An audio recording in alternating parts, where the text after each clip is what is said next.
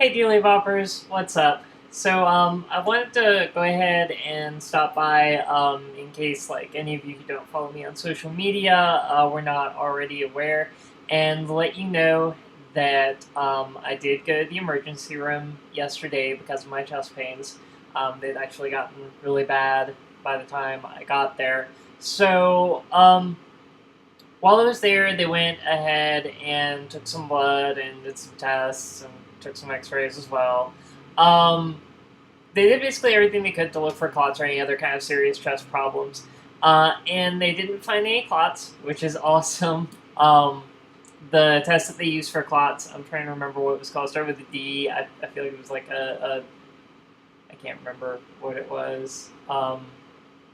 D-dimer, maybe. I think is what it was called. Anyway, they um, they took that, and that's got, like, when it comes back negative, it's a 96% accuracy rating that it's negative, and it did come back negative.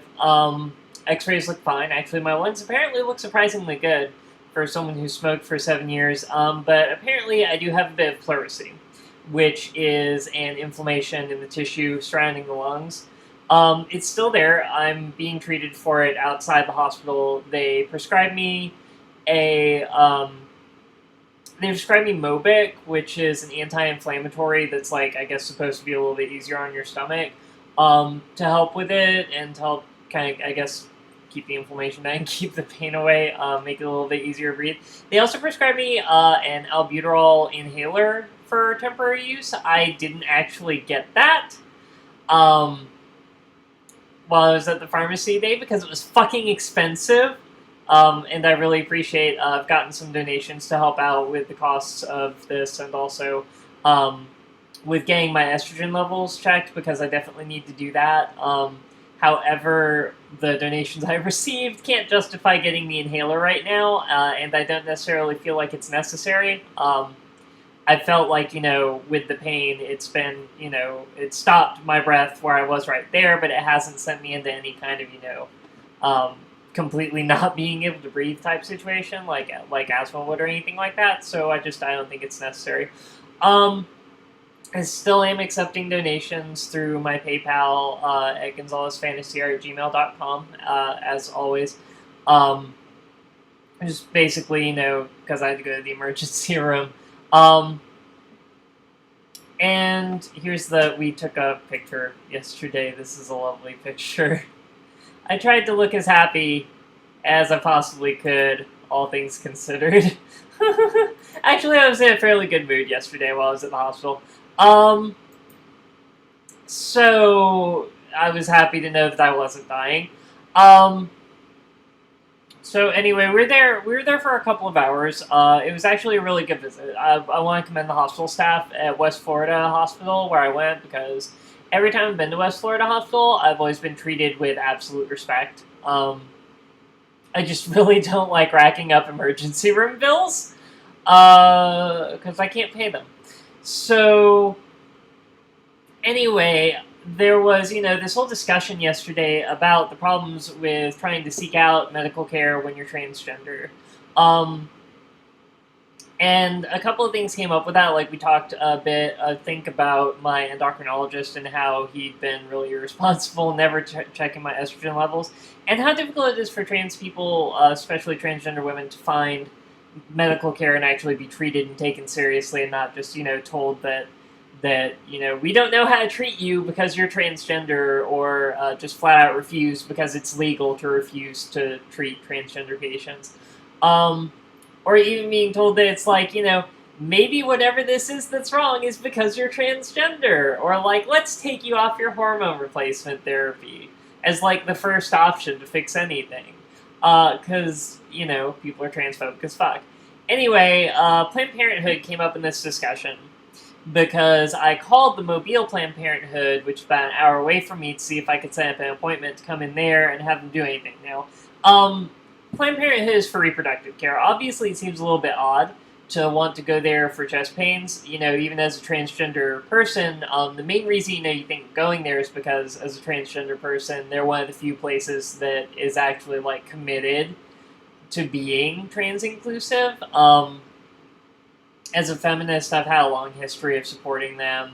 Um, and just, the fact of the matter is that, when a transgender woman is dealing with chest pains, there's a good likelihood of it being blood clots because of the estrogen that we're taking, especially if you have a history of smoking like I did.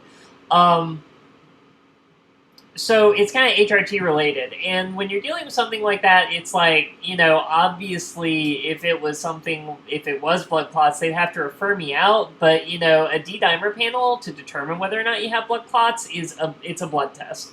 They draw some blood, they do a test on it. And I feel like that's something that's probably pretty well within their capabilities to do. Like, if they can do blood samples, tests of any kind at Planned Parenthood, they can do that. Or they should be able to anyway. So that's not really an issue, but they didn't actually, it wasn't what I was calling about, was not the reason that they just flat out, their receptionist refused to schedule an appointment for me. The reason that they refused to schedule an appointment for me, they specifically told me, is that although some Planned Parenthood locations do currently offer trans-inclusive health care, their location does not serve transgender patients. More specifically, they actually said that Planned Parenthood locations in the Southeast do not provide transgender health care. So, my understanding is that Planned Parenthood, not all of their locations are able to provide for hormone replacement therapy. I'm not really sure why, because, this is a service that they're obviously already providing for cisgender women, I would think. And other uterus owners who maybe, have had a hysterectomy or for whatever reason, need to be on hormones. I mean, estradiol itself is used as a form of birth control, if I'm not mistaken, at times. So, and this whole concern with blood clots is a concern that could come up for cisgender women and other uterus owning people who may be at Planned Parenthood as well. So it really seems a bit odd to me that not all locations are able to, help with HRT. Obviously, they would have endocrinologists on staff, right? So that's the first thing that kind of really gets me. The second thing is that, okay, so even if this location, for whatever reason, let's just say that there's a totally valid reason that this location is not able to provide HRT, this was not me going to get HRT. This is a transgender person trying to seek out a safe space to get medical care, which right in their mission statement it says that they are supposed to be a safe space for people of all gender identities, and that transgender people should be able to seek other kinds of health care of any kind that they can provide at any Planned Parenthood location. I'm not quoting, but if you go and read the mission statement, you'll see where it is that I'm talking about. That it's very clear that any other services that a location can offer are supposed to be available for transgender women and transgender men and non-binary people as well. People of all gender identities. So something's a little fucked up with what the receptionist had to say. And I did make a noise about it on Twitter, and I wrote a Huffington Post article about it. Fortunately, Planned Parenthood is not just turning a blind eye to it, or at least I hope they're not. It's not much, but they did actually reply to my tweets, letting us know that apparently they are appalled to hear about that response and are looking into it immediately. I haven't heard anything else. I don't know that I'm going to hear anything else. But this is important. I'm really glad that the only problem I ended up having was pleurisy. Because that's going to go away on its own. It's apparently not really even like a serious case. But this is not the point. The point is that I should have been able to set up an appointment at Planned Parenthood.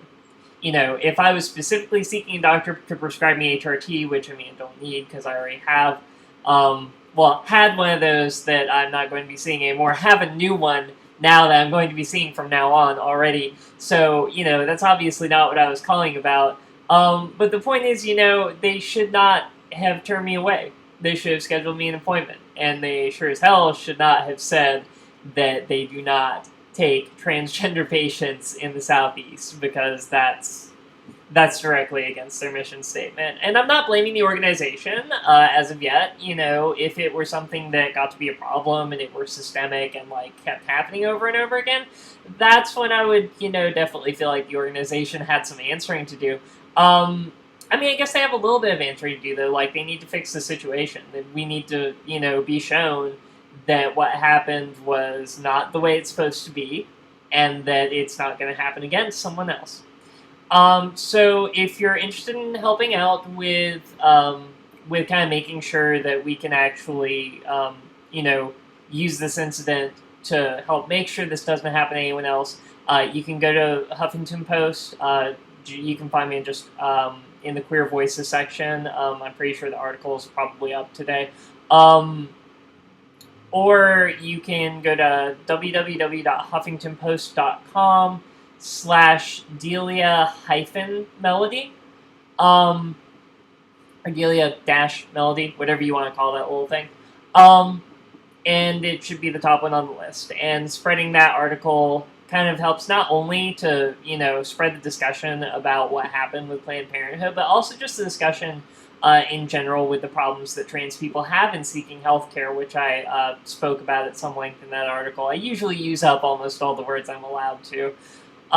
Anyway, I want to thank all my Delia Boppers so much for your help. I definitely really, really appreciate the donations I've received to help out with the expenses I'm incurring with this. And then also, I really also appreciate even just, the people who have been there, commenting, messaging me, keeping up, letting me know that you really care. Because I feel, it's really odd to think, but I can feel lonely sometimes, especially when bad things are happening like that. And y'all always, that's kind of a thing in the past now. You always make me feel like I'm never alone, and y'all are kind of amazing. So anyway, I love you all. I'm so glad that I'm not dying. And I hope you are too. There may be a few people out there who are like, no, she's still gonna live and be a pain in the patriarchy's posterior, but those people can go fuck themselves. As always, thank you so very much for watching, and until next time, be yourself.